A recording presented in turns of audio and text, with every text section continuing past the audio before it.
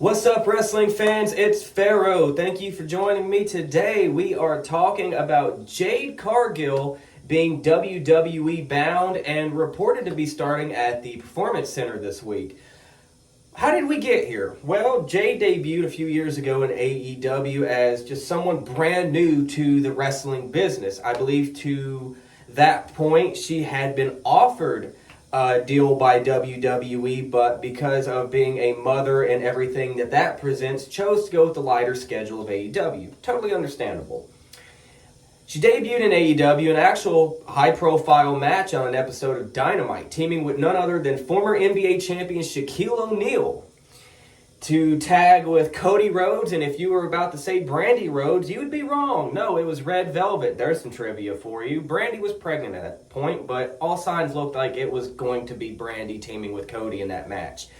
That was also the same match where afterwards, Shaq just vanished from the ambulance. He was going to be interviewed by Tony Schiavone, was nowhere to be found, but I guess he's doing okay because I still see him on those General commercials, so.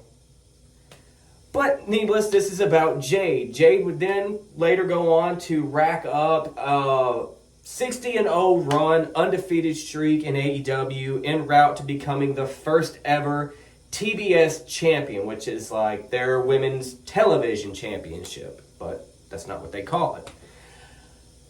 She'd again go on and defend a belt several more times for, I think like another year and a half. Long championship reign, would ultimately lose it to Chris Statlander, went on a hiatus after Double or Nothing, came back just a few weeks ago, made her claim that she would be challenging Statlander again. Then this past Friday on Rampage, which I thought was a weird spot to put it, just on a random episode of Rampage, she lost clean to Statlander, did business on the way out, and is now WWE Bound. So when I think about Jade's AEW run, I don't think about classic 5-star matches, but I do think about some solid work that someone very young in the business was able to do. Was she technical wizard in the ring? Absolutely not. And I think with some more seasoning, she will get better. And there were reports that she was training with Bryan Danielson behind the scenes. So if you're going to train with anybody and learn how to wrestle, I mean, who better, right?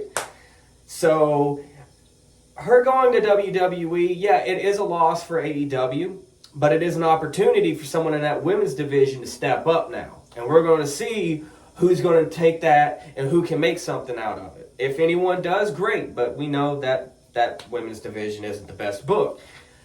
So what's next for Jade, all right? She's going to WWE. She's going to be working in the PC. I don't see her going straight to the main roster. Eventually, she will get there.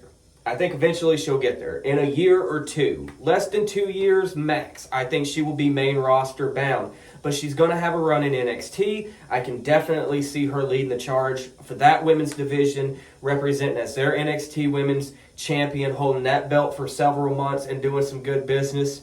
I mean, again, she's got a money look and she can go. I think she can go in the ring. She just needs a little bit more training and she'll get there. But all in all, that's my thoughts on Jade headed to WWE. I want to know what you all think. So shout out down in the comment section below. Who are you excited to see her feud with in WWE, be it in NXT, Raw, or SmackDown presently? I know the one that everybody's been talking about. There's already fan edit posters out there.